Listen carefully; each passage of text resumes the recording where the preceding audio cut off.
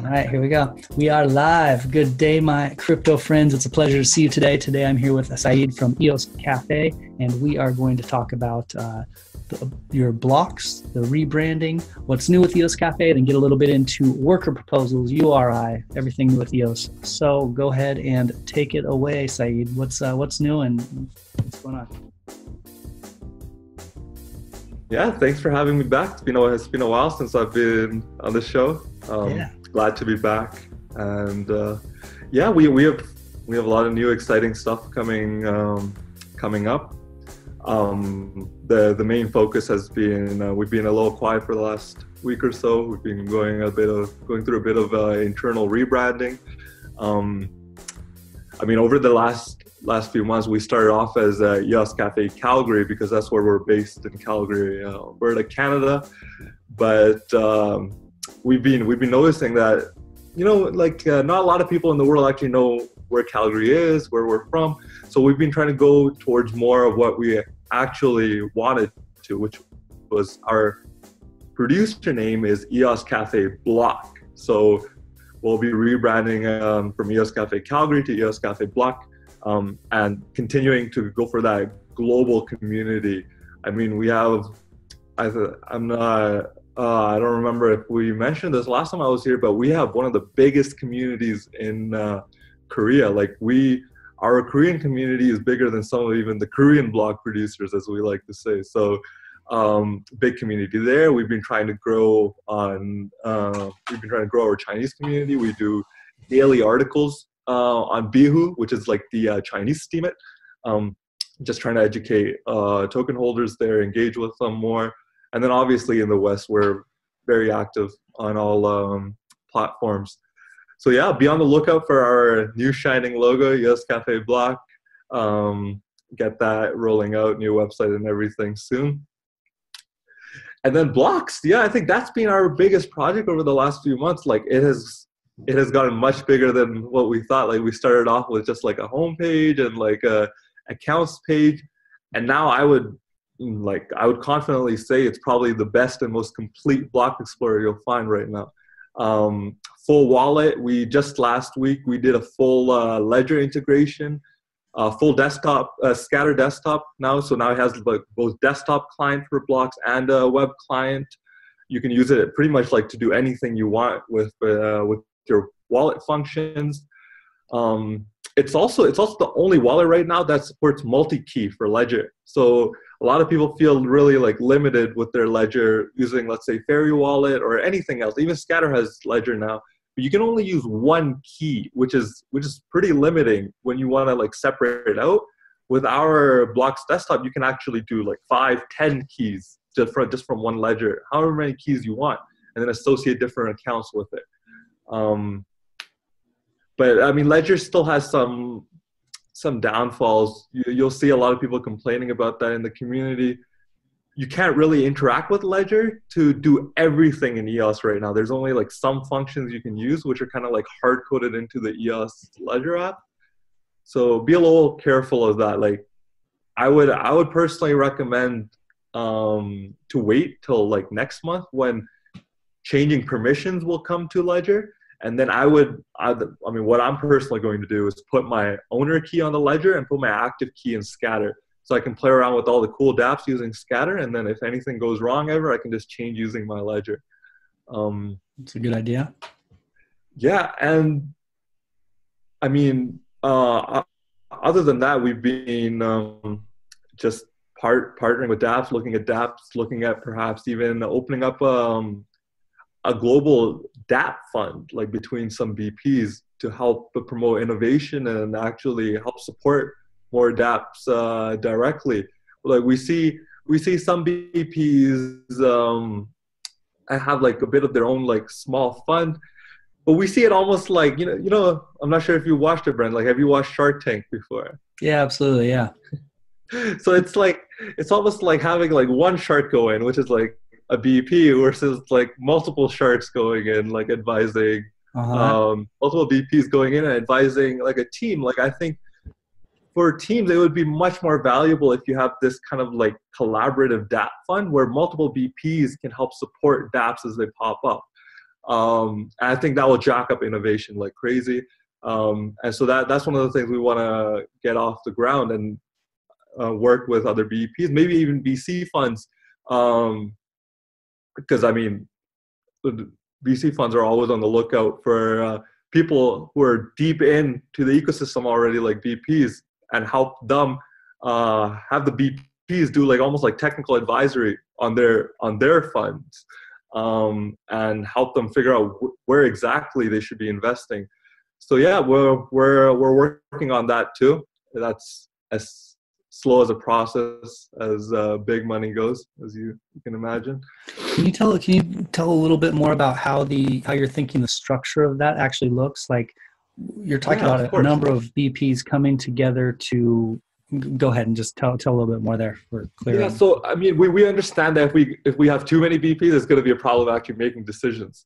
So we were thinking more of around probably like 3 BPs, decent sized contributions from these BPs to build a small, almost like angel investing fund, and then perhaps look for other players in the ecosystem who would be interested, such as VCs or other bigger companies.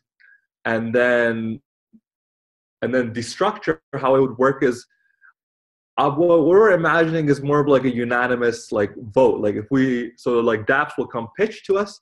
If all 3 BPs agree that this is a great project to support, then we would almost like take them under our wing as BPs. We'd do continual advisory, ecosystem advisory, technical advisory, and then obviously fund them directly through the fund as well. Yeah, that makes sense. That sounds almost like a kind of like a venture capital firm where you have 5 or 6 partners that all have input, but they're kind of sharing the same vision. Mm-hmm. Yeah, no, I think that's very important. Like partnering with BPs or even VCs that share the same vision, because otherwise it's going to be hard coming to conclusions about Dapps. But I think that's really like it's lacking in this space, right? Like you hear a lot about these big VC firms, but like not every project has the ability to just like go and pitch to a VC. A lot of times VCs to new projects seem almost like behind closed doors, while BPs are very open in the community. And I think this would be a great opportunity for a lot of new and upcoming Dapps compared to a lot of the projects that VCs usually fund, which is already like established projects. We're ready to just go to the next level, right? Yeah, I think the interests or the incentives are a little bit different at different levels of the game. And so as a brand new startup, say you're a DApp, but you don't have an established user base that's bringing in money. The ways this is generally speaking, VCs tend to look for dApps with an established user base that have a certain amount of cost per user and money coming in, and then they're there to give an influx of cash and help a startup scale. Whereas they may look a little bit they're not as interested in a startup dApp that's going to be good for the EOS blockchain and help build the blockchain up. That's not necessarily as big of an interest for them. Whereas block producers, the interests are more aligned. You have both the interest of possibly this token increasing in value, or however whatever your interest is in the company itself, but then in the greater EOS blockchain and seeing it succeed. So that's why, that fills an interesting niche there of that pre-scaling startup. And that's kind of what it sounds like to me is what we're talking about. Is that right? Or close? Yeah, that's where we see the gap. It's and I mean a lot of great ideas actually die in that period, right? Because like that's a tough period for new startups, new dApps coming out, from idea conception to actually having that user base, and that's a tough period that we want to support. Killer. I like that. And I remember when you were on the show a few months ago, that was one of your main focuses was supporting dApps. So it's cool to see you guys continue to push that, core part of your philosophy forward. What do Yeah, you? I mean, like we were talking about this in the pre-show, but there's numerous dApps that we've supported. Some like behind the scenes, some directly with funds already. Like, I mean, we started off even before launch with Unico. Then right after launch, we partnered with Karma. We helped make their airdrop happen. And then recently with Dabble. So a lot of people might have seen the DApp token in their accounts. That's from the Dabble team that we've been working with advising. They have a really cool forum, Twitter kind of style app at dabble.cafe. It's mainly in Korean right now. Their team is entirely Korean. It's supposed to be targeted towards Korean users at the moment. But I think what they're doing is really cool. Like what they started off with is like a targeted airdrop towards, they did a bit of targeting towards people who've already voted and stuff, but mainly towards Koreans. So what they did is that they looked at people sending money or receiving money from Korean exchanges, and they did like a bit of almost like detective work there to find mainly like the Korean users of EOS and then do a targeted airdrop to them to get them more interested in the product. And they plan on doing that as they roll out to different areas. Like once they roll out more, let's say to Europe or to North America, then they plan on doing a more targeted airdrop and doing dropping more DAB tokens to people in that area. And I think that's really, really important because of a figure we actually put out recently showing that there's over 100,000 accounts with less than one EOS in them. Like, it's not really useful to a business to actually be airdropping to these accounts, which are probably bought it in the first place. Like, it's really important for businesses to keep, and dApps mainly, to keep their focus in mind of who their target audience is and how are they going to engage them. Casting a wide net doesn't always work for dApps. So it's very important to be efficient with the limited capital that a lot of these dApps have and engage as many useful, I would say, users for your dApp. Yeah, that's a good evolution in the community and marketing for EOS or dApps in general. And I liken it to, in the past, say, real estate agents would take a whole town of 10,000 people and send a mailer out to the entire town. And a third of those people are probably renters who could care less about what houses are for sale. Most people aren't looking. It kind of became a waste of money or a waste of advertising. And then you have more recently something like maybe Google AdWords or some of these marketing efforts that were broad, that were that kind of got phased out over time. And so the point is that targeted marketing is important, and airdrops have been used in different ways. When they first came out, we're in the period where airdrops are going to the entire EOS community. And like you said, thousands of wallets that are inactive or aren't any sort of target market. So to see this evolution of Dabble, which is starting with a small community, airdropping directly to that community to their customer base, basically. And then it sounds like they're going to continue to target certain areas along the way. So they're going to go to other cities or regions, target market that area, and then airdrop to them. So they're going to kind of scale it out like that? Exactly. I mean, like they've started with the Korean market. They've done great. Like they're one of the most popular Korean dApps at the moment. Killer. And then just continue to do that for a while, like actually establish themselves as like one of the biggest dApps in Korea. And then that's where the rollout starts to begin, right? When you've already established yourself in one region, then you move to another region, and then like the dominoes just fall into place at that point. So we're really excited for that project.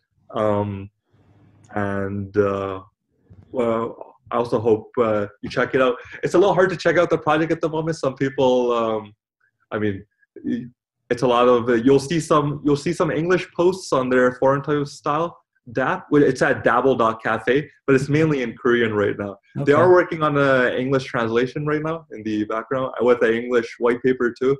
So that'll be exciting when it's out, and the entire world can check out their project more. So is For it now, operate? Oh, sorry. hodl the Dapps tokens if you're lucky enough to have received them. Yeah, there you go. Yeah, it sounds. I mean, it sounds like it's getting some good grassroots. So is it something like Steemit? I mean, is there upvotes and people are receiving rewards, or what's that reward structure like? Yeah, yes. So the reward system still hasn't been built out, but there is an upvote mechanism in the app. A lot of it, as I was mentioning earlier, is it's almost, I feel like, an experiment of finding how to help users, how to like advertise to users without them actually having to like disclose private information or selling their information in any way. Like anything you put on Dabble, you own. It's your content, right? And no one can remove it because blockchain. But at the same time, they do this cool thing where, let's say you go to sign up or log in, instead of just a random captcha where it's just like a string of words that you have no idea about, you actually have to type in the slogan of a company, a DApp, or anyone that's advertising to you. When you go and do that, it's really there's a lot of like psychological intentions behind it. Because when you look at, like, let's say the logo of a company and then their slogan, and you actually have to type in the slogan, that builds a lot of brand recognition in your mind, and a lot of companies are really looking for that advertising where people will actually be saying their name, typing in their slogan. And I think that's brilliant what they're doing with the advertising model there. Yeah, that's next level. That reminds me of like Duolingo or something, one of those, like a language learning app where they show you a picture and show you the words different ways, make you type them in, and then all of a sudden it's stuck in your head. Exactly. Yeah. It works. I mean, like all these apps use it, right? They show you a picture, they show you words just so you'll remember things. And I don't see that enough of that in the advertising space. I see a lot of these like passive ads hidden like at the bottom or at the top, banner ads, but you don't see a lot of user interaction in advertising, and that's what's really got me excited about Dabble. Interesting. So is that their ad revenue? Is ad revenue part of their monetization? Yes, that's part of their monetization strategy. Interesting. Cool. How do you guys, you have a pretty big following in Korea and you're from Canada and you're rebranding globally. How'd you get kind of your popularity or foothold in Korea like that? Yeah, so we have, so it was originally, so we were working very closely with the EOS Cafe DAC, and the DAC had just started its BitShares program where they were dropping Beans tokens on BitShares users, and that caught I can't remember his or her name right now, but one of the Korean YouTubers got onto that airdrop that was happening on BitShares, and it just went viral in Korea. Then we got a few Korean community managers, and then just the cafe idea. We were actually in Korea a few months ago for the Seoul conference, and man, I gotta tell you, there's literally like 2 cafes at every single block. Like, I don't think any other country in the world even uses the .cafe TLD, but like all the big exchanges there have like their blogs on .cafes, like Bithum.cafe, and then they have Naver.cafe. Like cafes are just big, and I think that's really like the name cafe, like EOS Cafe, really caught on there, and it's been a pleasure working with the Korean community, and yeah, honestly, like I think like they're the biggest EOS fans I've ever met. Like, it's crazy that like 60 to 70% of daily volume goes through there. Wow. EOS is just really big in Korea, and we're really glad to be a part of it. Yeah, absolutely. I mean, you're saying the cafe, like the .cafe, even is popular out there? Yeah, like interesting. Huh. The .cafe TLD. I had no idea before I got into EOS that the .cafe TLD even existed. Yeah, but I it didn't existed. either. It's popular. It's popular in Korea. Huh. Well, There you go. You never know. You know what you're going to learn. I learn something every time I do this podcast. That's interesting, man. So what's your guys' plan for the hackathon coming up? You're going to go out there. Yeah, EOS so Cafe. we're sending 3 team members, probably on different teams right now to. What should I say about the hackathon? I'm actually personally really interested about what the topic will be. The topic last time I feel like was a little almost challenging, like with sustainability. It was a little like a challenging topic. But being in London, I think something like financial services, like finance, would be a really, really cool topic. Like that would really get a lot of people thinking, and I feel I could see a lot of innovation if they go with the finance idea being in London. And really excited. Yeah, like I have a great team. We're partnered with, I mean, my hackathon team will have Jay and Hugo from HK EOS, and then Thomas from EOS Soul, just great developers all around. And yeah, we're hoping to take the win home. Nice. We're actually competing in that hackathon. As for the announcements idea, it's hard to say, you know, like Brendan's being a little cautious with announcements this time. He said he had a special announcement at the start of the year. People were a little let down from his special announcement. So now he's setting the expectations low to over deliver. Yeah, that's what did his special announcement end up being? Was that in Australia? It's been a while. Not that impactful. It wasn't special enough, I think, for me to remember. Yeah. I just remember people being really let down about the special announcement not being really significant. Yeah. Well, he just posted, I think, Twitter or somewhere, you know, one of the forums he posted, it was something like 5 topics that they were going to be announcing Dapps for. There was, you know, music and a few others. They didn't mention social media. So I don't know that. Yes, I did read that post. I mean, the post was, as I'm saying, very cautious. So the 5 Dapps that they're doing, they're gonna run, I believe, a tent at Blockchain Live, in which they'll have Dapps that they've partnered with or have been working in the EOS ecosystem that are relatively new. Like not many people have heard about them, and they'll be showcasing them. Okay. And some of these are really exciting new ideas. I know a few of them, but what Brendan did make sure to note was that they're not gonna talk about, or he said they're not gonna release Block 1 apps at Blockchain Live, I believe. So that would include BitShares 3.0, Steemit 2.0.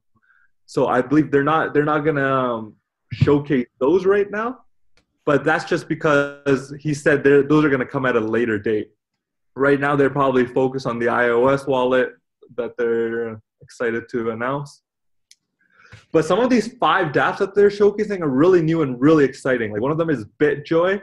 Bitjoy is almost you know how Twitch is for streaming, right? They want to like gamify the user experience around it. So they want to introduce tokens, kind of like Twitch already has its like tokens, but they want to build a whole rewards platform around streaming and like games, and have users be able to directly interact with streamers and just gamify that entire experience. So if you're in London, definitely check out Bitjoy. That's one I'm personally really excited about checking out. And I'm excited for what else they're showcasing in that tent. I don't know all the dApps, so. That's interesting. I mean, Twitch, even without Twitch right now is a one-way payment. Basically, you can have you watched Twitch, but you can see people. There's like a troll box, and then the money will drop into like a bucket. Basically, people can make donations to the person who's and then when the person gets big donations, they'll mention the person.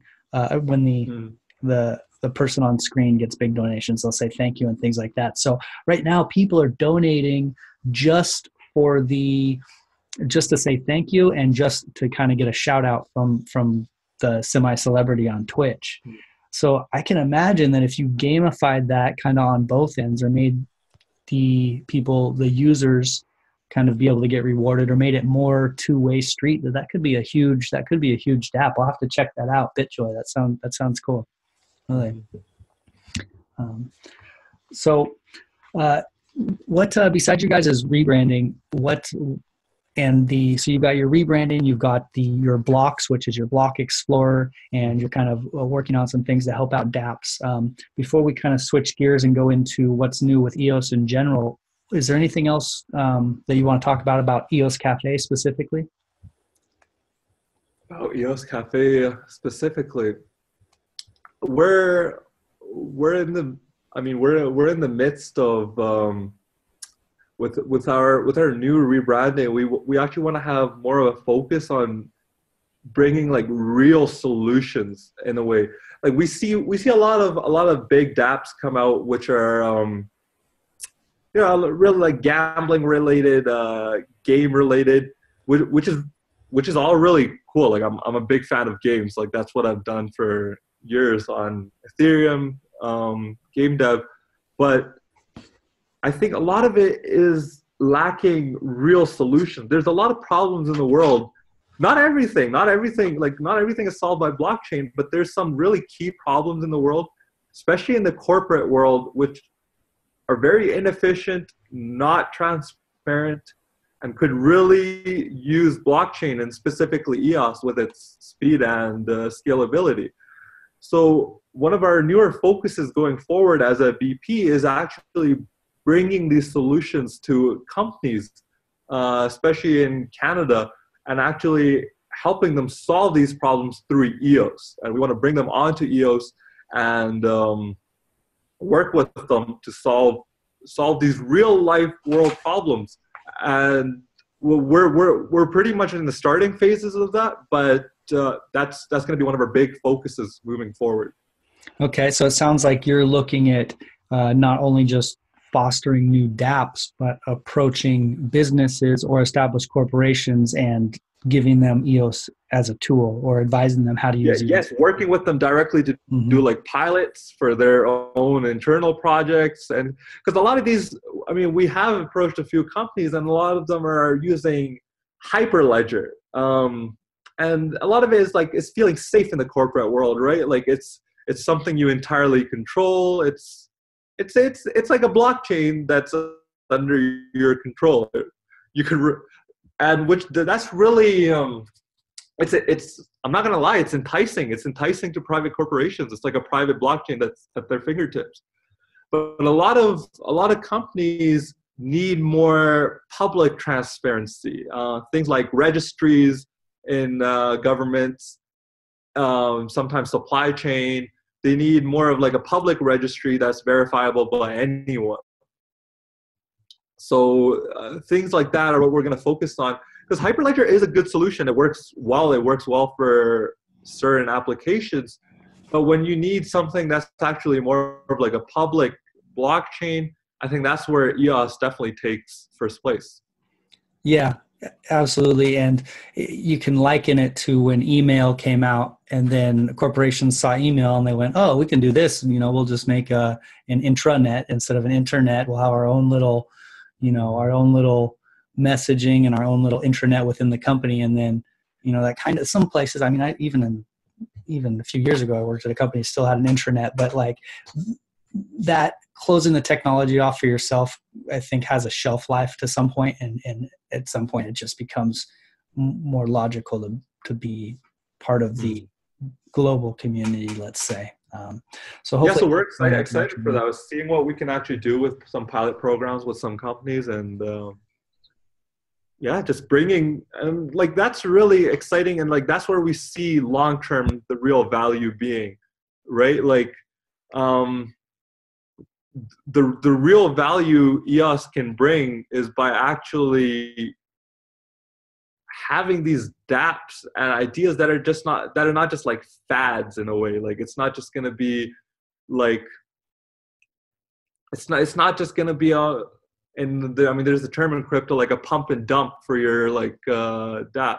It's going to be like a sustainable idea that will continue to grow as EOS grows. And that's what we're really looking for. Cool. Well, like I said last time, as you guys, as you guys make moves and do things, I'll bring you back on the show, and we get an update on where you guys are at with where you're at, because you guys are doing a lot of things. It's cool to catch up with you. Let's talk a little bit about EOS in general. There's all kinds of interesting stuff going on. We've got the worker proposal system and URI that are kind of vying for attention, and a little bit different angles there. And what are your thoughts? I know that you guys work on the worker proposal system, some of the front end, I believe. So go ahead and talk about worker proposal system first and where it's at and what you think. Yeah, so we're one of the lead devs on the front end as EOS Cafe, and I mean, the WPS system is coming on along pretty nicely. Like the backend, I mean, all of the code has been open source for a few weeks now. It's a lot of it is putting finishing touches and integrating the backend with the front end properly. So that should be mostly complete in a few weeks. The bigger hold on the WPS system is it depends entirely on the referendum system being complete, and then a referendum passing through to approve the WPS system. So that will likely still take some time, and that's what we're gonna wait for. And it's an exciting proposition that we're, as EOS, as our blockchain, we're gonna have this referendum system, and then any voter can vote and actually decide the future of where EOS is going to be going. And I'd say this is even much more important than even like BPs. Like with BPs, you can select up to 30 different BPs. You don't have the same say as compared to like a referendum is like, it's almost like, I mean, like the way we've even built the WPS system is like Kickstarter. And in Kickstarter, when a project is funded, it's like direct funding. You can actually see the impact directly. And something like the WPS system, you'll see the course of EOS change very sharply depending on whether it exists or whether it doesn't exist. So that'll be really interesting to see whichever way the voters decide to take EOS, and what that does to EOS, how EOS reacts as the result of the decision of the masses. The voting referendum, or the referendum voting system, whatever we want to call it, is it's possibly one of the most underrated things on EOS, one of the most interesting developments that's right on the horizon. And I can't wait to see how it turns out. I mean, I don't know, maybe you can tell me if you can think of an example of some sort of voting system that's built in this way, where people feel like they have an actual say. I mean, the only thing I could think of is maybe in a small community like a village where the people come together and there's 100 of them and they actually do a raise your hand vote, but is there some sort of analog to this on a bigger scale where people feel like they have an actual say and they have a vote online? Yeah, I mean, I can't think of anything for a referendum. Like, I mean, for things like WPS, you see that in like BitShares, you see it in Smart Cash, that's another blockchain. You see these where people vote on which project will get funded, but that's at a lower level. Like something like referendum is even much higher level. It's like macro level EOS. Like you're playing like macro level EOS as in the masses. Like big changes will be proposed in this referendum. Wild. Pardon? I said, yeah, it's wild. Yeah. Yeah, no, it's definitely wild, and I don't think you see that anywhere else. Like, I guess you see huge changes like that in governments, but you see that in like every 4 years or something, right? So it's almost like passing huge bills, but having the entire community vote on that, and I think that's really cool, and we don't see that anywhere else. Yeah, it's what a precedent to set, and it's going to be, I mean, a heck of an experiment. But yeah, I guess the closest analog would be government, where we're having actual community votes for things. But on a different, I mean, we have a representative democracy in, in the States. So we're actually voting for people, and then they go vote on the bills and things of that nature. And they're, and they just do whatever someone pays them. They vote how they got paid to vote. So it's not, it's a little different. It's clearly different. So I love this idea of seeing how this voting works out. And, on that note, this is going to be a great test once it's there to see how a worker proposal system comes out, because, there's kind of the two sides of the coin. There is the, yes, let's get the worker proposals pushed through so that we can pay people for all this hard work. There's thousands of people doing work basically for free right now, and let's get them incentivized so that they continue to do it, and probably, we'll probably get a lot of stuff out of it. And then there's the other side of the coin that is worried about basically attack vectors to the worker proposal system, and the possibility of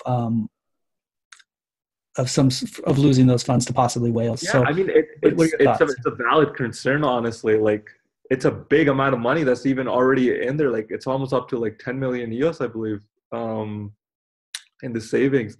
And that's why what the proposed actually thing with the WPS right now is that we take 1 million EOS out of that huge fund, we burn the rest, and then we use that initial 1 million EOS, which is like 10% of the current fund, and we build the processes around that smaller chunk of funds, and we build out how to do this the right way. Like, we don't just dump this 10 million EOS in the system and we're like, hey, figure it out. Because that's how you attract bad actors. That's how you make it look like a honeypot for people to just abuse. But instead, you take out this 1 million EOS, you use it for emergency purposes right now, which include, first, foremost, ECAF.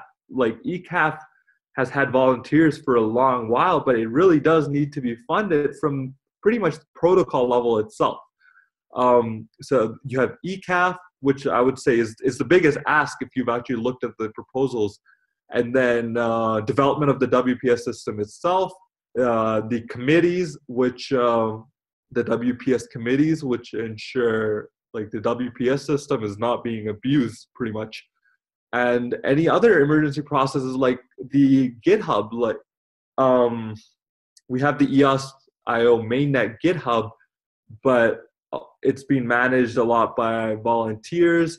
There's not proper, it's lacking proper testing with like building wise.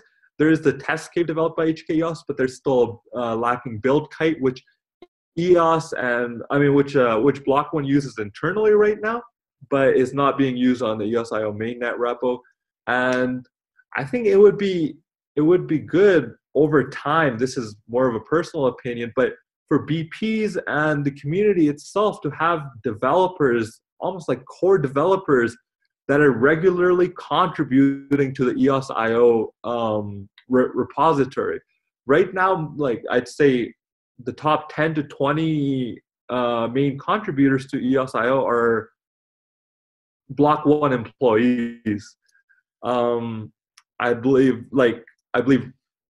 over the last few months, like, I contributed like 100 to 150 lines, and just that much put me into like the top 40 contributors on the mainnet repo.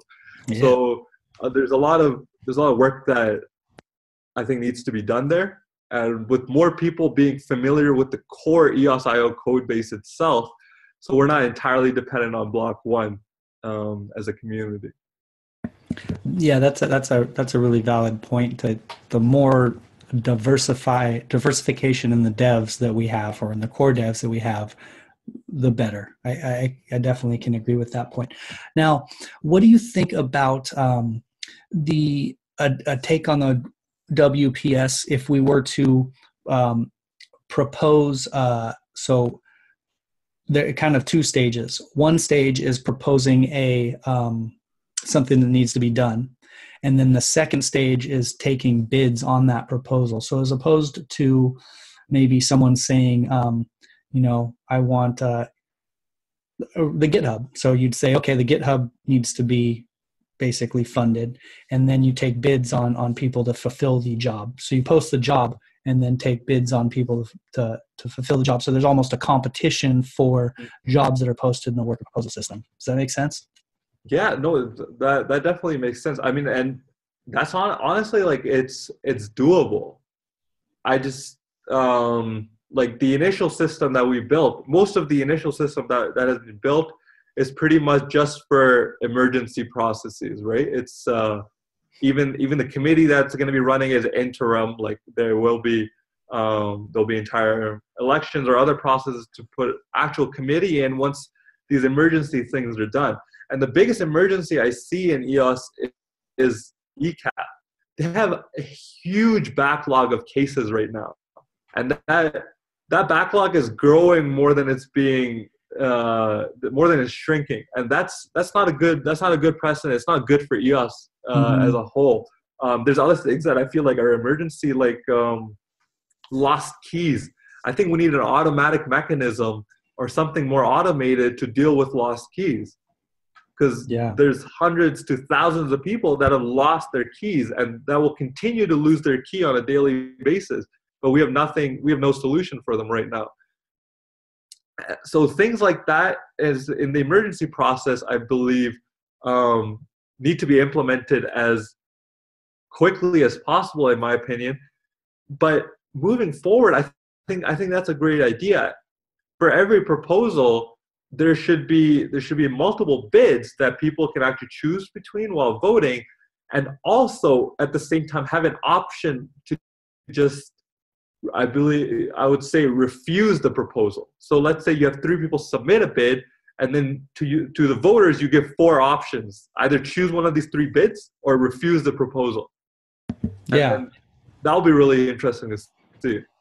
Yeah, I think that it would be, I think the more marketplace there is, especially with something like bids, and it'd be really dynamic, because not only would people have to take into account the price that people are quoting, or maybe they would just accept the price. They're going to have to take into account the each team's ability to get it done. So, yeah. On that note, I'm not actually one of the, like, there's so many things in EOS, so it's hard to keep track of everything. I'm not real well versed on ECAF and how that's been playing out in the last couple of weeks. Now, what are the thoughts on? So I'm going to need a little education here, but what are the thoughts on as opposed to having ECAF basically making that arbitration into some sort of marketplace as well? What are the pros and cons of that? Does that question make sense? I think it's a great proposal, actually. That was actually first put forward by EOS New York, and they're working on a system where you can do pretty exactly like block producers. You can register arbitrators, you can register arbitrator forums, and then I'm a little unsure about how the voting on that would work, but there would be a system where people, Dapps users, can select which arbitrator they want for their contract. Okay. And that would pretty much create this marketplace where arbitrators could either be funded through WPS, or they could be directly funded through Dapps, perhaps, like that using this arbitrator will have a fee of this much. Okay. So is that different from what ECAF's proposing, or is that basically what ECAF is proposing? So the ECAF is not proposing anything. ECAF is it's an arbitrator forum with arbitrators right now, and it's pretty much the only default arbitrator that we have right now. So all the right now they deal with mainly stolen funds. So if you have your funds stolen, you file to ECAF. If they deem it legitimate, they will put out a blacklist order, and then most BPs will implement that blacklist order. And that account will be blacklisted until further investigation is done, and then further action is taken against the thieves or perpetrators. Cool. Okay. Yeah, that's a good little understanding that I didn't quite have. So thank you. So what are your takes on? So obviously you're pro the worker proposal system, and it sounds like it's pretty well thought out. Dan's been posting a lot lately in Telegram, and just released an article on universal resource inheritance, which I've interviewed a couple people on as well. So what's your take on that currently? I think like on a philosophical level, like it's a great idea, and it's a definite improvement over universal basic income too. As an idea of URI, it's an improvement over that idea. I'm just a little I shouldn't even say a little, like I'm very unsure about people that, I mean, Dad hasn't directly said this, but people who are proposing that we use 4% or 5% of our inflation to actually do this URI model on EOS. I feel like this is it's a large scope problem. And by allocating these funds from EOS, inflation from EOS to this problem, it wouldn't be enough, first of all, to even solve the problem. And it detracts away from what we as a community should be looking to make EOS. Like EOS should be the best technological blockchain on the market, providing the best solutions to anyone looking for them. And putting something like URI at the protocol level, where direct inflation from EOS is going towards URI instead of directly funding technical innovation, I feel detracts away from what will continue to make EOS the best blockchain possible. I think URI would be great as a more second layer solution, as a DApp, perhaps, that first tries to do small scale pilots and then scales that up. But doing that at the protocol level, once again, I'll state that it will hamper technical innovation, because it will be it's like trying to solve $1 million problem with $10 in your pocket. So your take is that basically we have this inflation, and why are we going to use it on URI when we could use it on paying people to build tools for the EOS blockchain? Exactly. Like, I feel like our first and foremost focus needs to be on the tech. And you see this way too often. Like, you see large foundations with even like, I'd say like Ethereum Foundation or other blockchain foundations, they sometimes move away from their focus being the tech, and it becomes almost like a altruistic greater purpose. Like that becomes the actual focus of the foundation or the blockchain. And that really hurts the tech, which at the end of the day, the tech is what got you there in the first place. And it is what will keep you in that place in the long run. Yeah, that's an interesting take. I mean, to that note, I mean, I just watched a little talk from Steve Jobs back in the day, which is kind of relevant here. His idea was to go to the customer and work backwards from the customer to the tech, which is a different approach than you're talking about. I don't know which one of these would apply better to that method either. Because I honestly don't. I think those are very compatible ideas. Like what Steve Jobs is talking about is more market research. It's when you go to the user directly, and then you see what they want, and then you create a product based off of that. Right? But I'm not sure how that would even apply. Once again, like, I want to make this clear. Like, Dan has not directly proposed that we put our EOS inflation into this URI idea. Like, I don't think anyone has seen him actually say that. But there's definitely some people in the community proposing that. So and this URI idea does not really come from that in my mind. Like, it's not like we've gone to the masses and being like, hey, what would you like to see our inflation go towards? And then they have decided URI, and now we're doing that. It's more like an idea that's come out. And but yeah, it'll be interesting to track. I mean, if anything like that is ever proposed, obviously that would be a huge referendum, right? Like 4% of inflation change, like that would decide the future of EOS in a huge way. But I still, I mean, we as a block producer definitely feel like it's putting it at the protocol level is the wrong choice for EOS moving forward if there are people proposing that. Yeah, and one of the more recent comments that resonated with me was basically it's just too early.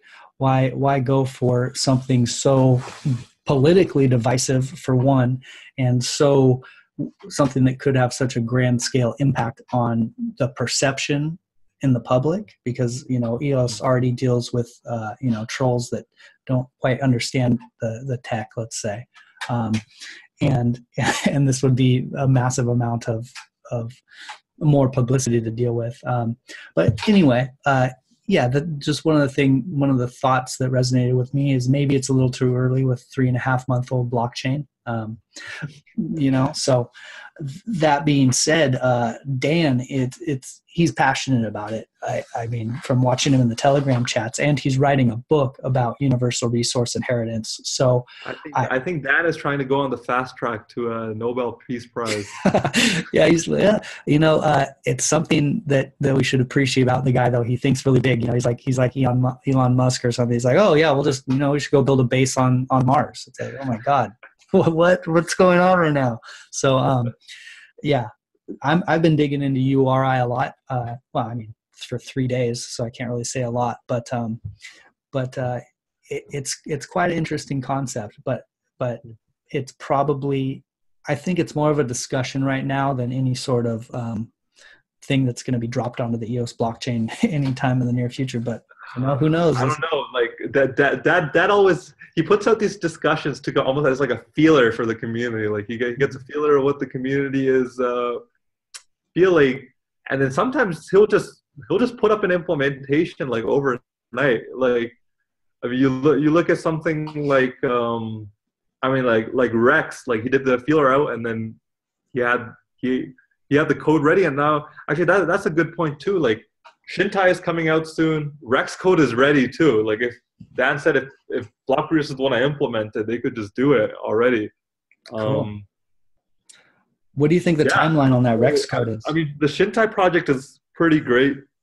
It's actually being tested. I mean, the Rex hasn't really been tested. And they're both nice to just be able to rent out your EOS that you might have. Your bandwidth and CPU that you might have lying around, and actually make money off of EOS that's just in your account. If you're a long-term hodler, you rent out your CPU, you rent out your network, and you make money. I think that's a really cool concept. Yeah, that's definitely a cool concept. And so Rex and Shintai are both implementations of basically the same outcome. Is that right? People will be able to rent out. Are they going to use the same algorithms, let's say, or are people going to be looking to which one pays out better between the two platforms? I'm not too familiar with the Shintai algorithms. I know they use an internal token, but I would assume Rex does something similar to it. Probably uses, knowing that, it probably uses Bancor with some relay token in the middle. Okay. So we can bet on them having close to the same values, whichever platform you use. So I think it's almost like a race now. That probably Shintai is going to win, but it's getting that adoption. Like once you have people locked into staking contracts that it's working properly, mm-hmm. it builds liquidity. That's the big part. Like once you have loss of liquidity in these leasing markets, it's hard for a second leasing market to pop up and actually take liquidity from the first market and build its own liquidity. Yeah, that makes sense. It's almost you could liken it to exchanges competing. Crypto trading exchanges competing. The one with the liquidity ends up winning, and it's a domino effect, or So what are some dApps you're excited about, Ren? Well, I'm really excited about the Rex coming out. That's something that's really exciting. The referendum contract, which we already talked about. In the future, I'm excited about Steemit 2.0 personally. that for me, because, you know, I create content, that's something that I've been just can't wait for a while, especially since I'm a longtime Steemit user. And the knowing Steemit inside and out, it takes a long time to know Steemit well enough to really feel the shortcomings. And so the thought of those being fixed or the incentives being changed is really appealing to me. And I have a strong feeling, and this is speculation, but I have a strong feeling that the main implementation change that we're going to see is a probably one vote, one account type of system, one vote per account, as opposed to a stake weighted voting system. That's my guess, because that's been something that's been rough with Steemit is, you know, the stronger accounts kind of manipulating, whereas one vote, one account might change that a little bit. So that would be interesting, especially, I mean, like with the identity solutions coming out. Exactly. That, I mean, that would be a reality. Linking your identity, actually having, I mean, then you have a fully like verified social network in a way. That's kind of that. I mean, that was the elephant in the room with Steemit, is that, you know, maybe it would be better to do it this other way, but the tech's not there to make that a possibility. So we have to go with stake weighted voting. But once, if Dan comes through with his promise that he has the identity issue solved, all of a sudden that's a huge game changer for something like Steemit or whatever Steemit 2.0 ends up being. So that is what I'm most excited about, the DApp on the horizon that I can't wait, you know. So yeah, that's really cool. I mean, we've talked about Block 1, but like they have a lot of really, really cool things in the pipeline. I mean, I think chronologically is going to work. Like they're going to do the iOS wallet with probably some identity solution in London. Then they'll put out BitShares 3.0, and then comes Steemit. So it'll be exciting. I mean, BitShares, fingers crossed. I hope it comes out by the end of the year. So we can be ready for Steemit 2.0 going into the new year.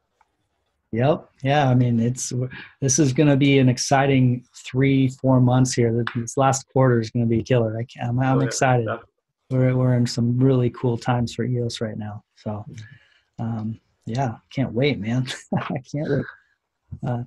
So what, anything that we kind of glossed over here, anything we missed that you want to talk about EOS Cafe, or anything new with EOS as we start to wrap it up? Yeah, no, like I'm seeing a good trend of, I mean, of actually like developer resources building up. I think that's nice. As a developer, it's nice that the community has been really supportive. The biggest problem in the developer community has been that EOS itself moves at such a fast pace that a tutorial that I post last week will be breaking this week, and a new developer following that tutorial will be like, why is this not working? Yeah. When it's just that something new has been introduced, some new change has happened. I'm personally really excited for more maturity in the system, the tech system, where we see breaking changes every few months instead of every week. And that'll really give developers more time to innovate than learn. And like a lot of the time right now developers are spending is on learning. So we'll see that exponential growth when they start developing. I'm really excited for that.